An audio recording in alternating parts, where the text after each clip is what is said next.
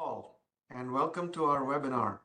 I'm Suresh Iyengar, Business Advisor at the North Central Texas Small Business Development Center. Today is National Poetry Day and No Sugar Day. SBDC is a leading provider of assistance for small businesses.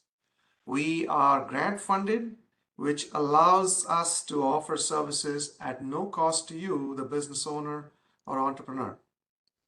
Quick reminder, we will be recording this webinar and then adding it to our YouTube channel. Today's webinar will be interactive, so please feel free to raise your hand, which is the small button at the bottom of your screen, if you have a question or comment. Our presenter today is Andy Singleton. As co-owner and principal consultant with CyberTend, Andy provides comprehensive services to respond to incidents that include but are not limited to intellectual property theft, ransomware, business email compromise, data recovery, harassment, and criminal cases. He possesses the industry knowledge to forensically collect, investigate, and present findings discovered through a myriad of sources that include mobile devices, computers, cloud storage, social media, email systems, and so forth. Andy has performed well over 100 such incident responses to a myriad of institutions that include pharmaceutical, retail banking, investment banking, manufacturing, legal, and education. Andy has a BBA in Computer Information Systems. Andy holds two of the most senior level cybersecurity certifications, CIS Security Professional and CIS Auditor. Welcome, Andy, and take it away from here. Thank you, Suresh. And let me share my screen here and share.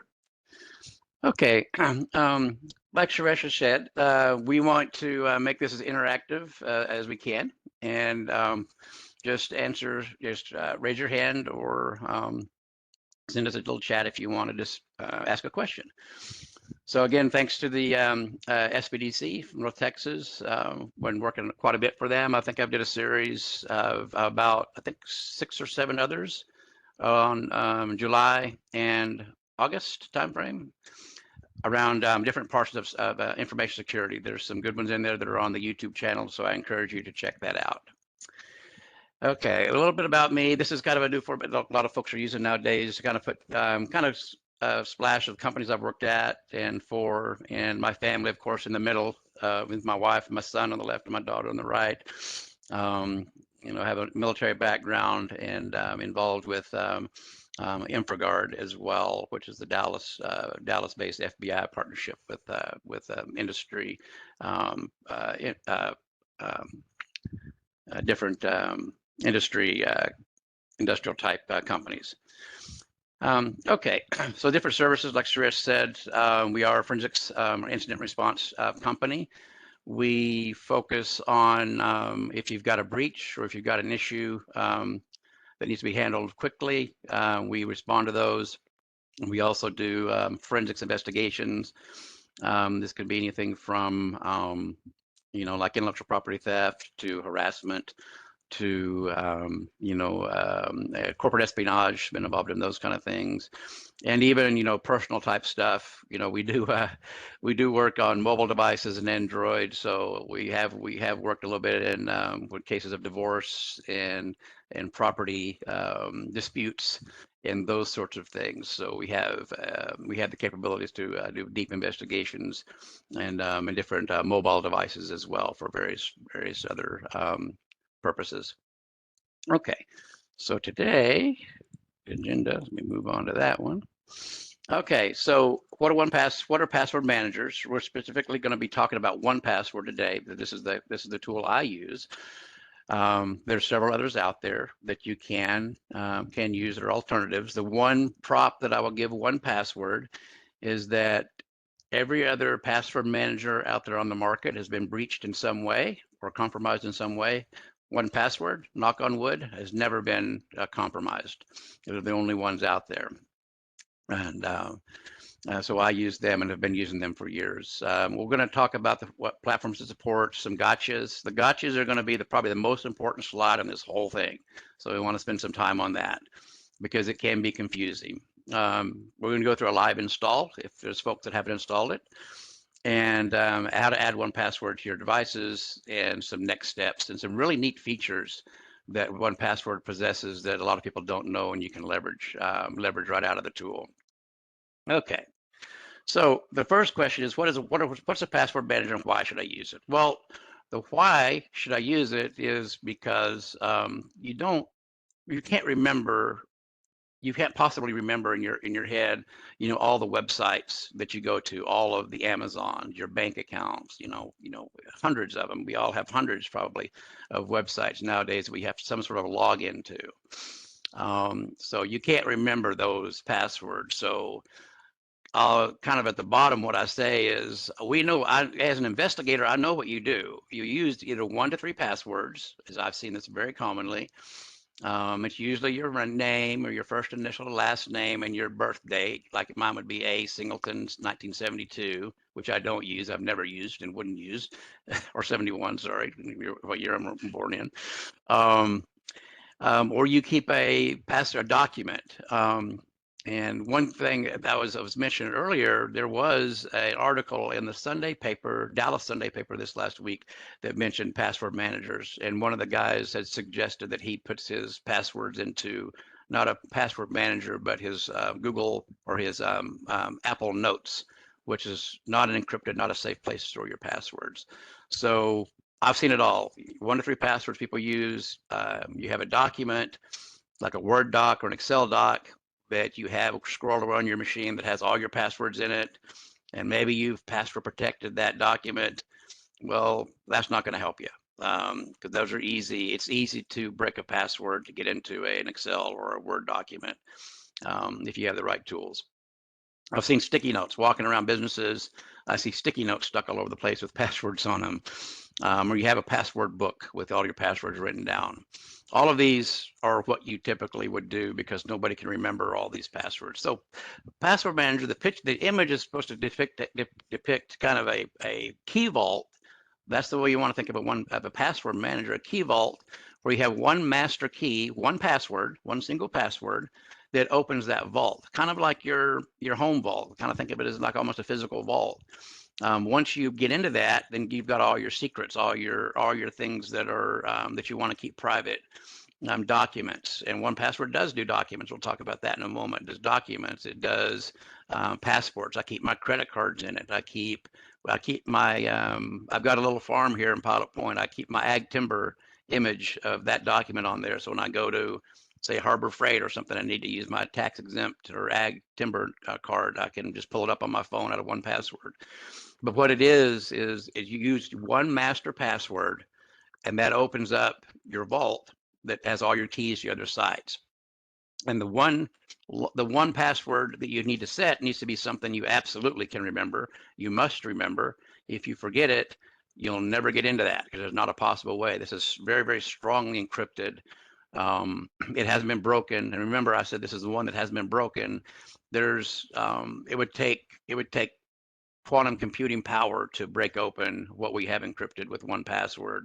The only way to unlock it is with your 1password that you have and you must remember. So it's in small text there, but I have an example of a 1password, a master password, and I tell people to make it a sentence. Like that example there is, I live in Texas and have 20 cows and 1 hat. You can't break that. You can't. There's no, the way password crackers work is they try to brute force or try to guess the characters. It's impossible with today's technology to crack a password like that, and that is a password that you could use. Don't use that one. I don't use that one. That's just an example, kind of a comical example, but that is what you would use, and with spaces in it, and use spaces. And you can use exclamation marks. You see, I have a capital T. A capital T in Texas is a different password than a lowercase t in Texas. So it is case sensitive, which is one thing that's wonderful about passwords. They're 100% case sensitive. So the space is there. indicate something, and the capital T is different than a lowercase t. So you can use uppercase, lowercase, that sort of thing. But just something you can remember easily, but you will never, ever forget under any circumstances. And that's going to be your master key sitting there, right? That's that key right there. That's gonna open up your keys, the rest of your other passwords, and then you don't have to ever remember another password again for the rest of your life. It's that's it. You just remember your one password, and that is it. Once you're in, then you can log into your sites without having to remember their passwords. And so what I said was, it's not just for passwords. And kind of let me give you an overview of what 1password does. Businesses use it a lot. And I recommend it a lot for small businesses. Even bigger businesses use it. They have a business membership, business licensing. I'll show you that licensing in a minute. But the neat thing about it is this: every user, let's say my family, I've got me, my wife Lisa, my son Philip, and my daughter Catherine, as members of my family that use 1password. Each one of us has a personal vault. So your own personal vault, meaning your own passwords that I can't get to my daughter's password. I can't get to my wife. She can't get to mine. They're in that one personal vault of their own. And I put things in there like my wife's not really going to care about my login to my CISSP, credential maintenance site. So that's going to be in my 1password vault. But we have shared vaults as well. So any one of us can create a shared vault and share it with somebody inside the family. You can actually share a temporary vault outside your family. So let's say that you've got a business associate that you're working with, and they need a short period of time. They need access to your box.com, for example, or dropbox.com. You could create a shared vault and say, okay, I've created, you account, or we can use my account temporarily, or however you want to do it, and I'm going to share this 1password vault with you for a short period of time, so that you can access it. But more of what we use it for is we've got a shared vault with me and my wife, and this has our bank account numbers, our passports, our common logins like to Amazon, to our banks and that sort of thing, are all part of that.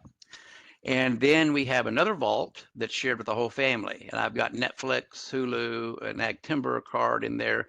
So this one I've jokingly told people before is how I forced my family to use 1password. Is I went and changed the Netflix password, the Hulu password, to put it into 1password with this long password, and kicked everybody out. And I said, well, if you want to watch Hulu, you're going to have to install 1password. Because it is a little bit hard to get used to. I'm not going to kid you. It is a little bit challenging to get used to, but once you start using it and you get used to it, you'll never go back, because it makes your life so much easier. Just imagine if you don't have to ever worry about trying to remember another password for the rest of your life. Or let's say you've lost your credit card, right? I've got a credit card thing up here. We keep our credit card number, expiration dates, and all of that stuff inside 1password as well. If I lose my bank card, I can just come into 1password. I can call the bank and say, okay, this is the card number. I mean, how many of you actually remember, you call the bank and let's say you're working with, some big bank like Chase or Wells Fargo, they're going to say, well, what's your account number? What's your credit card number? What's this? What's that? And we don't know. So I keep my credit cards in here. Secure notes are just a secure note. All it is I keep a note to myself. So since I do a lot of investigations, I do a lot of command line stuff, right? I do a lot of things that I need to repeat over and over again. So the secure note has a lot of my commands that are commonly used that I pull up 1password, like, oh yeah, that's how I do that. Identities, like if you've got a badge with a company, or you've got, say your pass to like a park pass, those sort of things. That's down here. There's also an outdoor license. You can put those kind of things in here. Documents. So my document is an Ag Timber card. So I dropped my Ag Timber card in here. And so anytime I'm at any place that I want to use my tax exempt, I don't have to worry about, well, here's my, I got to bring a physical copy of my card with me from the state to show you. No, I just pull it up on here, and they can actually drop my phone face down on their copy machine if they want a copy of it. And they've done that before, and copy my my Ag exempt card, and there we go.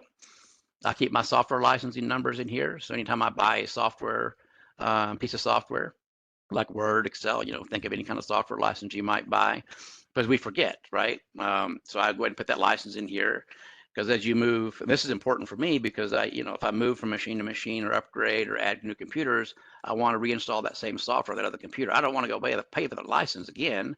So as soon as I get the license number, I just paste it in here real quickly in 1password as a software license.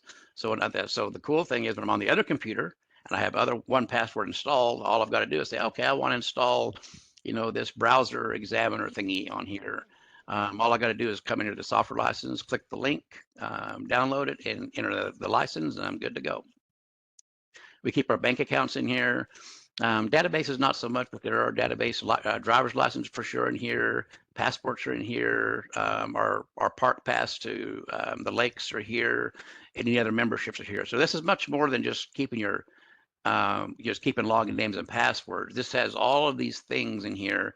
And like I said, the beautiful thing is 1password works, on your browser, on your desktop, on a Mac, on a PC, anything you could imagine that, and I think I've got that on this next slide, anything you could imagine, 1password will run on that.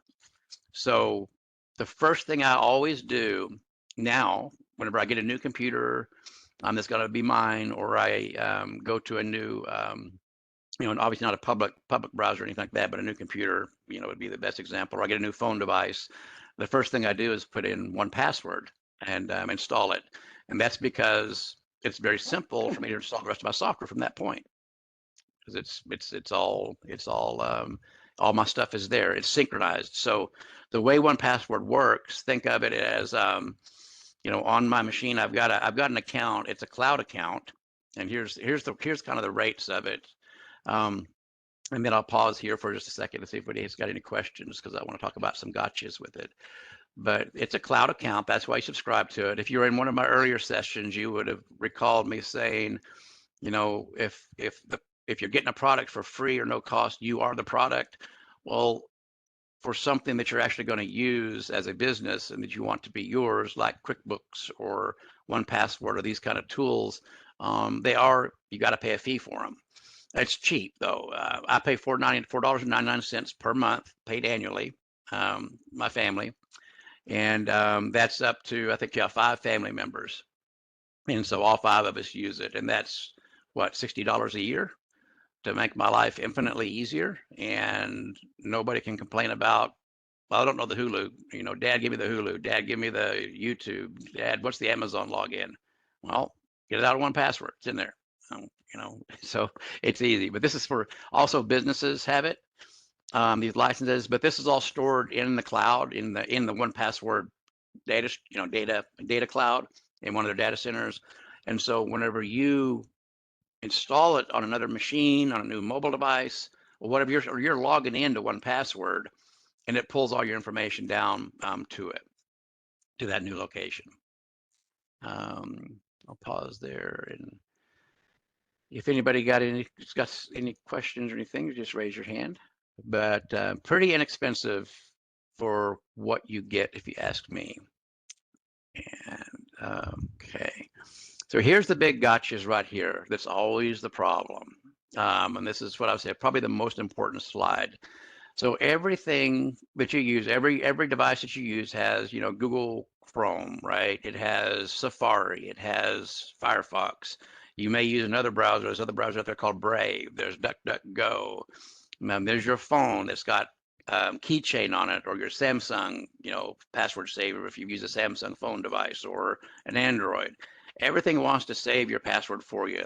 It's a couple of things. One, they're trying to make your life easier, but two, if you save your password, say in Google Chrome, then the next time you go to Amazon or one of those sites, then you got to go through Chrome, because Chrome has your password saved, and therefore targeted ads come more at you. So to me, having an independent company like 1password, not Google, not you can even store things in Facebook, not Google, not Facebook, not Keychain, it can be used, but not Microsoft Edge or anything else. I like having an independent password manager because I'm in control of what browser or what system or how I access something. I don't have to use, say, Chrome to get to a site. It's independent. But the problem is this. when you go to a site, and this is me going to, I linked to Adobe last night to do a little test to show and a screen cap. You can see I've got Adobe, my Andy at singletonfarms.com, managed passwords right here. This is Google. And again, Google, I happen to have that Adobe password saved as well. Behind here is 1password. And if you click on this little button, that's 1password's logo. That's 1password. It'll pop up, and that's what you want to fill it with. So you don't want to ever save your passwords in multiple places because they get out of sync. It would be like, having multiple safes, right, with all different combinations sitting all over the place, and say your passport in one safe, and then your driver's license in another safe, and then your money in another safe. You got to figure out what's what, rather than just have one big safe. So there's settings in Google, and I'll show that here in a little bit, where you set your password manager as 1password. By default, when you install 1password, it will do this for you. But Google still wants to try to save it, or still, if you have passwords, let me rephrase that. If you have old passwords saved in Google, like I do here with old Adobe, and I'm in Google, it's going to try to pop that password in, which is not going to be correct, right? It's going to be the incorrect password for that site because I've already changed it with 1password. So it can get confusing because if I were to click right there and click on that from Google, what it's going to do is drop in that password from Google. And it's not going to use my 1password, which is sitting in right here. So it gets quite confusing. Like, why the heck 2 boxes? Well, if you got to kind of pause and look as you get used to this is really important, because you may be having your browser, Google, or you may have Chrome, Edge, or one of those other ones, trying to fill a password in for you or trying to save it for you as well. Every time you fill one in, I don't think there's an easy way with Edge and some other ones where you tell it, don't ever try to save my. I'm sure there's a setting in there, but don't ever try to save it because I want 1password. But you can always be sure, because 1password has done something clever, and this is what they've done that's clever. In the email address box right here, they put their little logo right there. And that's the 1password logo. So always ignore. You can, if something like this, if multiple boxes pop up, the best thing to do is ignore them. Click that little down right there. Oops, I'll go back. I didn't mean to click it. I want to go back. Click that little down box right there, and that will pop your 1password. It should pop your 1password to the top, or pop it in there where it will fill it in. And I'll show you where your passwords are stored into Google here in a moment, where you really want to. Once you install 1password, it imports them. You want to go ahead and delete them out of Google, is the best thing to do, because they're not going to be. They're gonna over time, right, be changed anyway. So and then you won't get this problem. I've done that for most of mine. You just click the manage passwords here. Is a quick and easy way to do it. Once you have 1password going, click the manage password. That'll pop you to that screen. You can find the password that it's trying to save, like Adobe in this place, and just delete it. Delete all out of Google Chrome, and just use 1password. So this is very important. This is what probably confuses, probably 90% of the confusion with 1passwords is this right here. And you just got to pause and kind of look and understand what's going on the screen. But the best advice I can give you is always default to, in the box where you're going to fill in your email, or the box where it has your password, just click the little 1password icon. It's going to fill it in for you. Ignore the little things that pop up, which you can clean them up. Another important gotcha is don't ever forget your single password. There's no method to recover. 1password doesn't have a method. If you've, whatever reason, and there is a break glass document as you go through the install, I'm going to show you in a moment, that you can print out, that I would put into a physical or real safe, or give it to your spouse, or put it someplace with your will or whatever.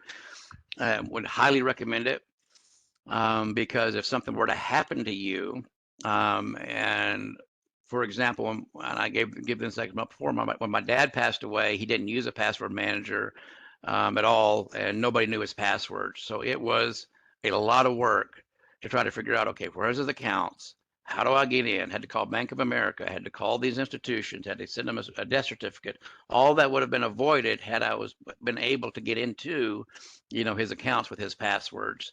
But he didn't save them in a manner that we could easily retrieve. So this gets around that as well. And that's another reason to use shared vaults with 1password. If something, God forbid, were to happen to me or my wife, there's the other one has access to the passwords as well in the shared vault anyway. Your personal vault though is just yours. And like I say, that's very important, very, very, very important to understand.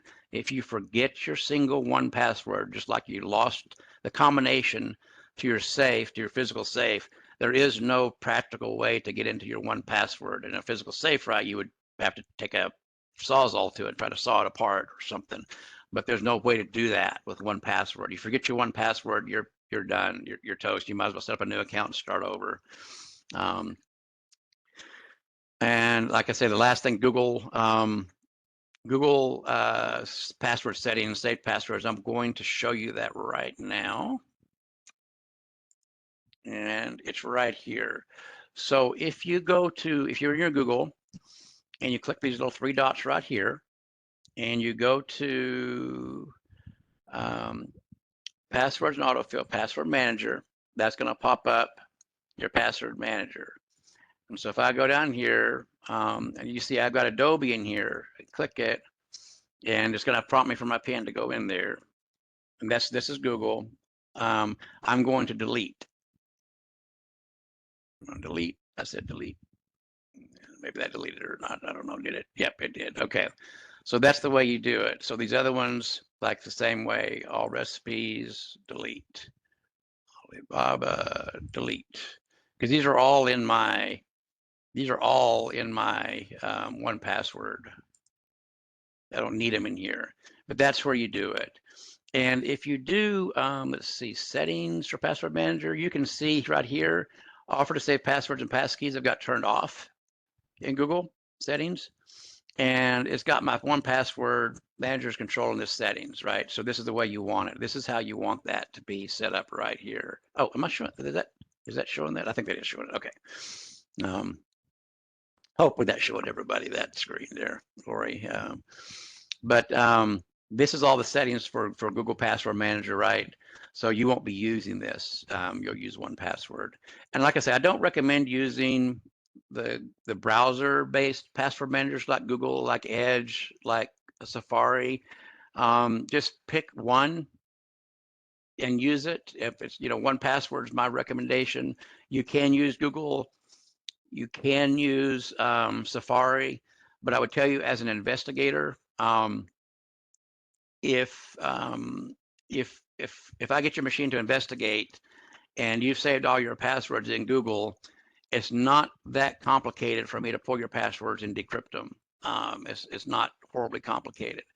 I can't do it with 1password. If I'm a bad guy and I've breached your system and you're using 1password and your password vault is locked, which it always is until you unlock it, it's impossible for me to get to those passwords.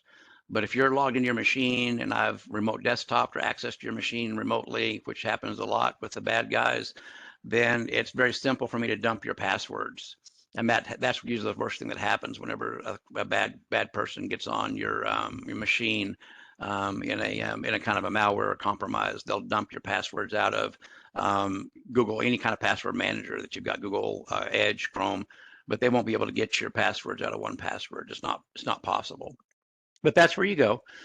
Again, it's the three dots, real simple, right here, passwords, autofill, Google Password Manager. Delete everything in here. If you're using 1password, delete it all. And you'll see I've got a bunch of stuff in there, but I need to delete myself, but I kind of just ignore it. I haven't taken the time to go in and delete, but you can just delete them all. So that's the big gotcha that I want everyone to make sure they understand. So where to start? So we'll go through this, and then I want to get to some of the other really wow things about 1password that you can use that maybe you aren't using. Okay, so you start with installing 1password on the computer you use daily, and from your most used browser. So if you're Google Chrome, if you use Brave browser, some people use that browser. It's a weird kind of a mix of Chrome, or you use Edge, or you use Safari. Go to that browser, go to www.1password.com, and choose your subscription and install it from that browser. What you'll do is the first thing it's going to do is pop and say the 1Password is best in the browser, and add extension. And I want to pause there. So I want to explain what an extension is to everybody. So it's like an add-on, like an aftermarket add-on. Think of it as your car. Like I bought a Ford car, but I want to put a Crutchfield stereo in it, or I want to put Michelin, 30-inch tires or something on it. So extensions are third-party pieces of software that you can add on to, say, your base Google. So you get your base Google package, and then you go add extensions for whatever extra tools you want. Like I use extensions. Let me pull my browser back over there. I'll show you a few extensions that I use. Right here is, of course, 1Password. That's an extension that basically just extension means it extends the usage of that browser to use these other tools. Is what an extension stands for. It may not be obvious to non-technical people, but that's what an extension is. It's an extension of your browser with third-party tools. So third-party tools I'm using, of course, is 1Password. I use something called VirusTotal for browsers. So anytime I go to a website or go to download something, VirusTotal is scanned as this website's first scanned before I even go to it, and to make sure it doesn't have malware on it. And then any files I click and download or scan, that's a third-party add-in that's free. I've got some other ones. Keep. I think I got a QR code reader. I've got DuckDuckGo. And then to manage your extensions, this little puzzle piece, that's Google's Extensions Manager.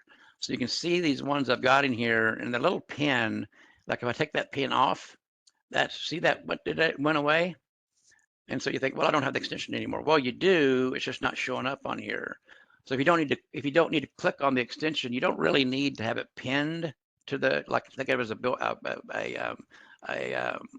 corkboard pin. I don't need to pin it to my browser if I don't need to click it. But if I need to click it, like I do with 1Password, like I wouldn't want 1Password to not be there. I want it there. So I'm clicking that, and I click that, and so they show up here. That just this is the extension box. And that's the extension management box right there. And if you do manage extensions here, what it's going to do is put these extensions that I've got that I use. These are all the ones that I use right now with this with this version of Chrome. I can turn them on, I can turn them off, I can remove them, and then you can search extensions. Like a lot of people may use Salesforce.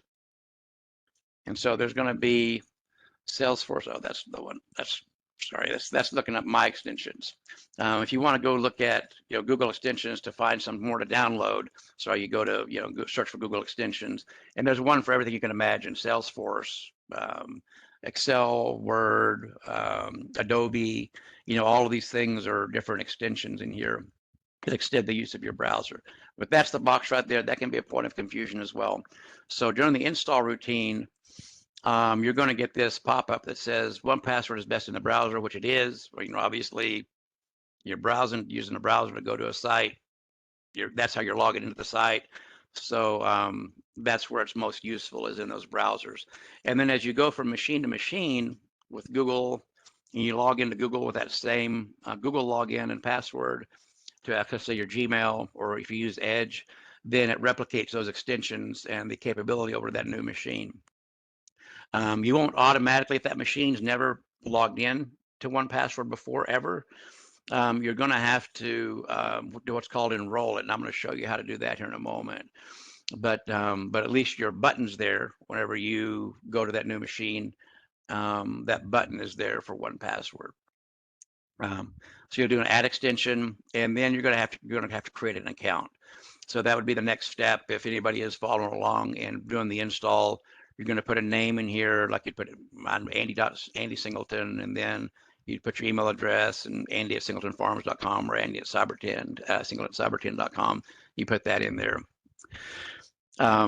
Once that's done, you're going to get an email sent to your account, The purpose of that is, to keep down spam bots or bots that go in, try to randomly create accounts with different companies. You'll have to go to your email, grab that passcode or grab that code, and then re-enter it, and then you're going to have an account set up. You'll have it set up at that point. You're going to be prompted to set a strong password at that point. This is the one that you must remember. You must remember. And again, I recommend doing a sentence. The one I gave was, I live in Texas, have 20 cows and no hat. That's the example I gave. Use something like that. Doesn't have to be that long, but it's something that you never want to forget. It needs to be at least 12 to 14 characters. It really needs to be a sentence. So think of a common sentence that you use, and if put in uppercase and lowercase, that sort of thing. But it's just the 1password you'll never forget. And then a payment method. So those are the first few steps to start, and that's how you get going. The next thing is going to be critical as well is there's a unique secret key. So there's a secret key, and you can't see it. You can see it. Yeah, you can see it pretty well right here. That's that number right there. So when you need to enroll another machine, or when you go to just flat up install 1password on another computer, what it's going to do is going to say, okay, give me your login to 1password. Give me your password. Okay, it's going to say this machine's never been enrolled. Type in your security key, and you're going to have to type in that long key in that new machine to enroll it. Or if you're using a phone or a device that can scan a QR code, this is why you can, the next step is to print it out.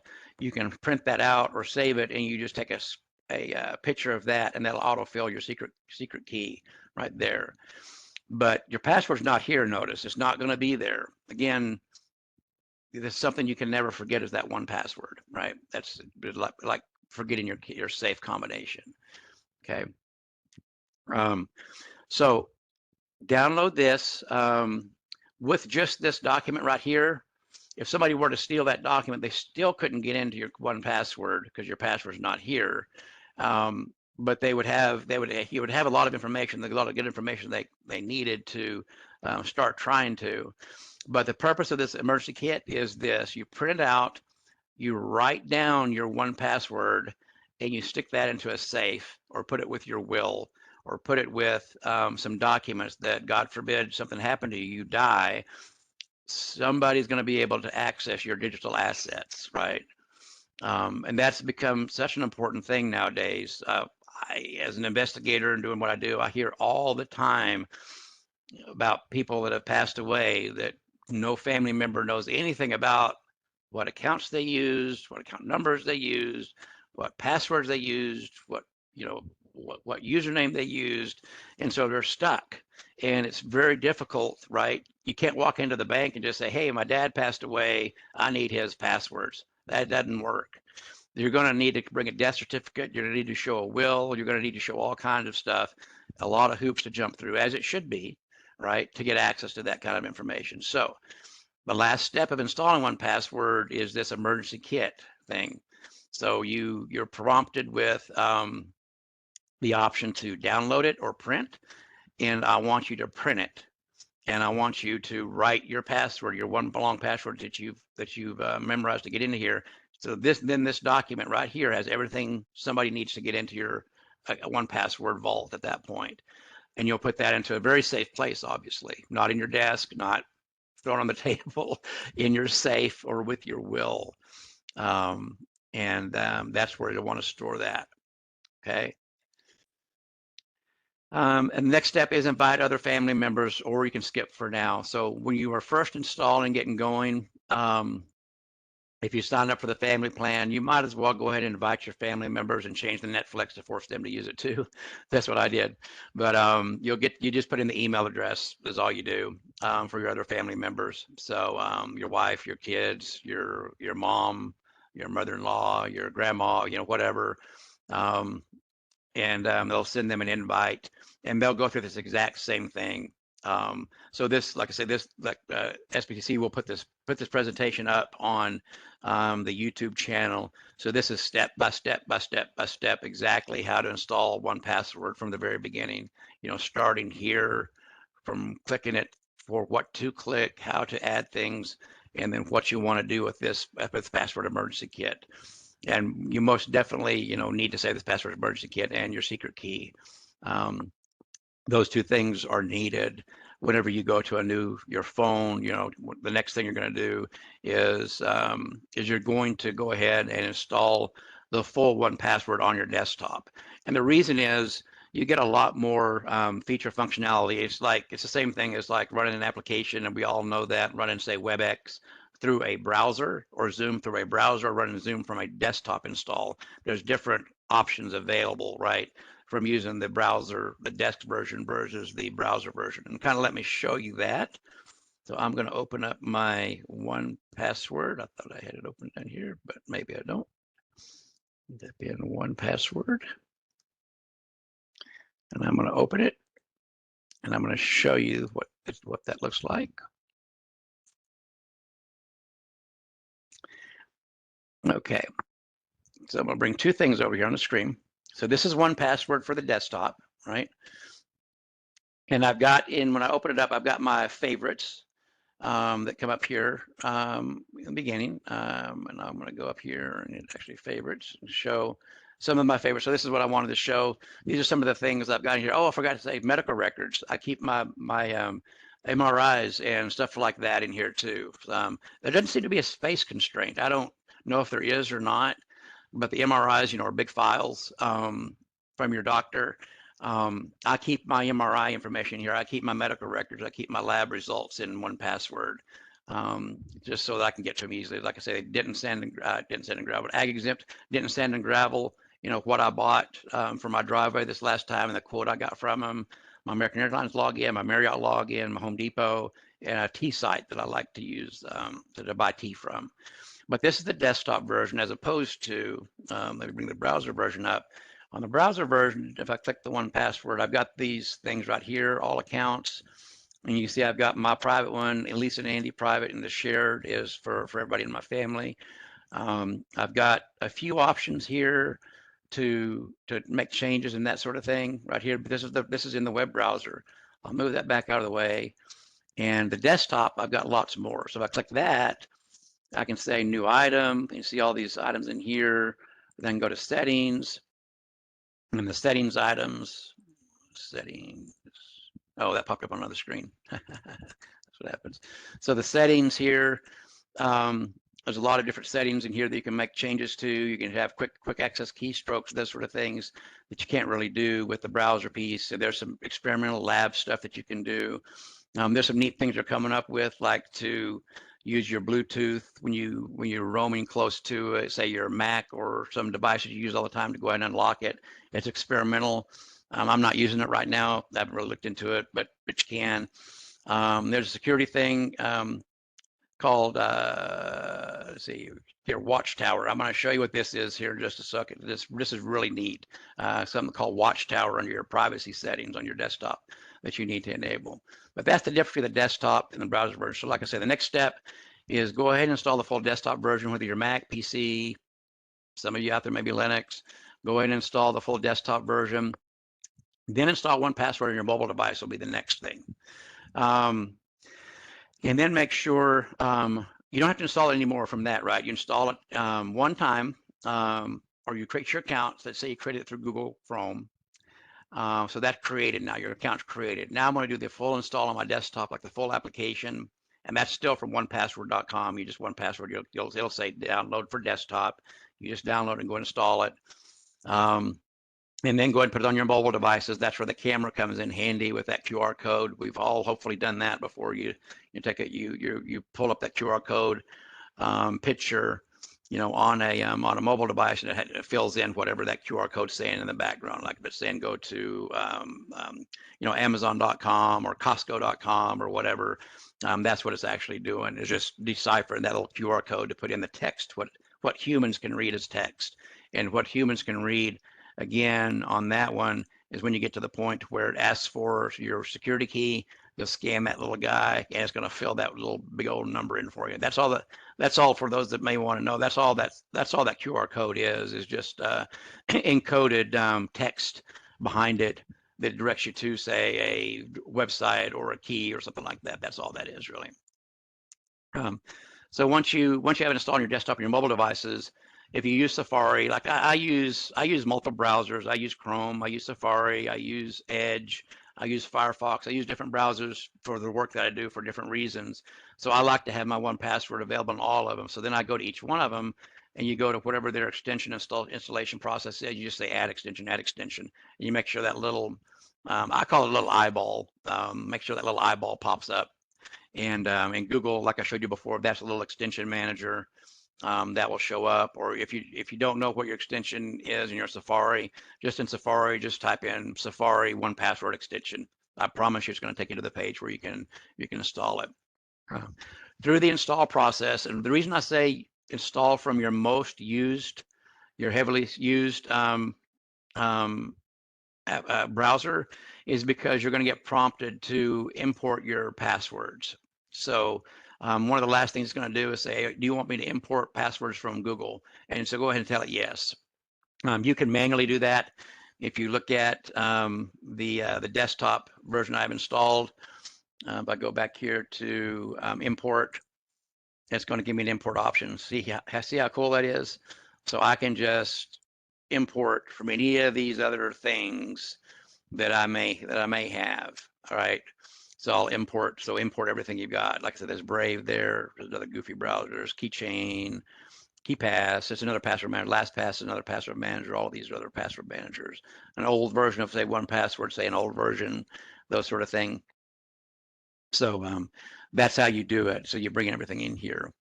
And that's for the desktop version.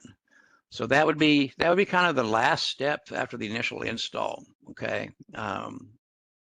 And if anybody's, let's just say this is interactive, if anybody's got any questions, we can stop and talk about it. But let me talk about some really cool features here that we've got. So this is my score. I use Watchtower, and the way it works, let me pull 1password back up over there for you. So within 1password, I'm on my desktop version of 1password right here. This is my full install. I'm gonna go up here to the three little dots. And everybody knows that any kind of application nowadays, the little three little dots is kind of your settings. That's what all these developers have gone to now. It used to be little hamburger slices, or it used to be a settings button. These three little dots to keep it minimized, keep a minimum. There's only so much real estate, in a window like this, so they want to keep it consistent. They want to keep it as small as possible. So to usually get your menu and settings now, it's three little dots. So that's how you get to it, get to most everything. So I'm going to go to settings, and I'm going to go to privacy, and see how I've got Watchtower enabled, check for compromised websites, check for vulnerable passwords, check two-factor, these sort of things, check for passkeys. So this is basically checking with have I been pawned, right? And I've talked about that in previous presentations. Is it's a legitimate site where you can go put in your email address and see if it's been breached. It also checks it also does this thing where it doesn't take your actual password. It does a kind of an encryption. Don't want to get technical with it, what exactly it does, but just suffice to say it's protected. And you can see from my, I'm going to close this out, and I'm going to close this out. You can see from my 1password that I've got 27 vulnerable passwords. And this means that it's checked have I been pawned, and I'm using 27 passwords at different sites that have been breached at some point. And I know what they are. I know where they are. And they're sites I really don't care about. But you can see I've got a good score. It'll score you about how well you're doing on your password strength, and how things are going. And what weak passwords you've got, and what if you're using two-factor authentication, how many sites, those sorts of things. So it's a really neat little feature that is part of 1password called Watchtower. Enable it. There's no security concerns around it, the way it works, but you'll be able to quickly say, okay, what are those 27 things that I've got that are vulnerable, and should I be concerned? I've looked at them, and they're old sites, and they're I just need to clean it up. But I wanted to leave it here just to kind of show everybody here what that is about. And biometrics. So on most of us know on our mobile phone, you got the face unlocked now, right? So you can unlock your phone with your face or your fingerprint. In Windows, it's called Hello. So it's the Windows Hello feature. That's what it popped up that passkey a while ago, where I put in my passkey to unlock Google a while ago. Those are all things that 1password can leverage. So you can use, so rather than having to type in on your mobile phone, you will have to type it in every now and then, your long 1password, because we can all see how it can get kind of monotonous typing in that 1password, that long 1password on your mobile phone. But it can use your face unlock, or it can use biometrics to unlock your 1password vault. And there's also recently deleted in here. So you got 30 days. So if you go in here and accidentally, or you go in here and you delete your login name and password to a certain site, kind of like I was showing you, got the same kind of options available in Google Chrome that you do in 1password. If I go in here and delete one of my passwords to a site, I've got 30 days to recover it. So that's very handy. And something I didn't show on here, when you change a password on a site, then it keeps the previous one, unless you tell it not to. I'll go ahead and let it, just in case, for some reason or other the site didn't take it. It allows you to keep your last password or password or two that you've had for, say, a site. And that way, if the one that you think you've got set now doesn't work, you can try one of the older ones and try one of the older ones. And so it's got a lot of fail safes. You just can't remember you can't forget your 1password is a big thing. And I want to show you real quick on, I'm going to demo real quick the password generator. So I'm going to, come on, I'm going to bring this over again. And so out of Google, so if I want to just generate a password for, for a site, or if I go in and for whatever reason, sometimes 1password doesn't pop up. It's not every time, so you'll need to notice if you go set up a new account at some location. Sometimes there may be, for some reasons, for some web pages, that 1password doesn't pop up and offer you to say the username and save a password. What you do in that case is you go ahead and just click the 1password little icon here, and click this little guy right here and say generate password generator. I'm going to hit bam, and right there. And so then you can copy it. So this is the kind of passwords that 1password generates. So I can refresh it and change each one of those. So see, those would be, obviously you can't remember those, nobody can, and they're not crackable, right? So every site you've got, as you start using 1password, we'll start having a password like this. That's, like I said before, you remember your one single password. I don't know any passwords to any of my other websites that I go to, and they're not crackable, because that's not a crackable password once it gets to that length. And so you would just basically say, okay, I'm gonna decide to use that one on the website. I'll copy it, and then wherever it says for my password, I'm gonna paste it, and you'll save it, manually into 1password.